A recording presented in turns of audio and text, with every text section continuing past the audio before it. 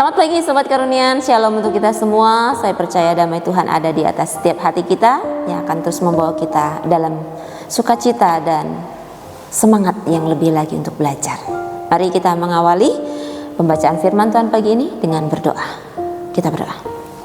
Di dalam nama Yesus kami berdoa, syukur bagimu Tuhan untuk setiap kasih anugerah-Mu dalam hidup kami.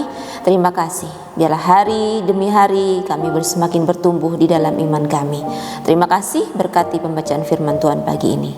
Amin. Baik Sobat Karunian, kita akan baca firman Tuhan pagi ini dari kitab Petrus 1 Petrus pasal yang kedua ayat yang ke-9. Saya akan baca untuk kita. Tetapi kamulah bangsa yang terpilih, imamat yang rajani, bangsa yang kudus, umat kepunyaan Allah sendiri, supaya kamu memberitakan perbuatan-perbuatan yang besar dari Dia, yang telah memanggil kamu keluar dari kegelapan kepada terangnya yang ajaib.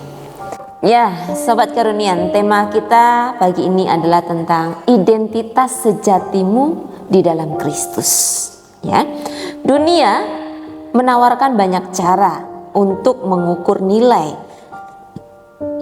Bisa dari penampilan, bisa dari nilai rapot, dan mungkin juga dari jumlah banyaknya like yang ada di media sosial kita, gitu ya. Popularitas di sekolah itu kadang menjadikan nilai oleh orang untuk menilai siapa kita, ya. Nah, tanpa sadar kita bisa mulai mendasarkan identitas kita pada hal-hal itu. Masalahnya, semua itu bisa berubah dan tidak bertahan lama, ya. Lalu bagaimana jika nilai kita turun? Jika ada orang yang tidak menyukai kita, apa yang akan terjadi dalam diri kita? Apakah kita akan tetap merasa bahwa diri kita ini berharga, atau kita jadi ciut, minder?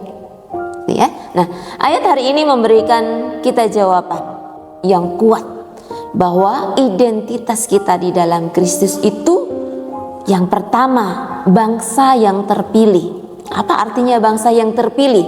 Artinya Tuhan sudah memilih kita secara pribadi, bukan karena nilai yang kita miliki, tetapi karena kasih. Ya, karena kasihnya Tuhan. Kedua, imamat yang rajani. Kamu dipanggil untuk menjadi terang dan pemimpin, bukan hanya pengikut. Yang ketiga, bangsa yang kudus. Apa artinya bangsa yang kudus? Artinya kita sudah dikuduskan, dipisahkan untuk tujuan yang mulia. Maka jangan mau lagi untuk melakukan hal-hal yang tidak mulia. Berikut, umat kepunyaan Allah. Artinya kita bukan milik dunia ini yang harus menuruti segala apa yang menjadi tren dari dunia ini, tetapi kita adalah milik Tuhan, dan itu membuat kita sangat berharga. Sobat Karunian, nilai diri kita tidak naik atau turun karena pendapat orang.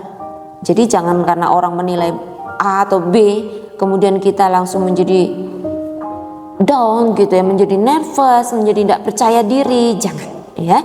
Kita sudah diciptakan Tuhan berharga, bahkan sebelum kita bisa membuktikan apa-apa, kita ini berharga, ya.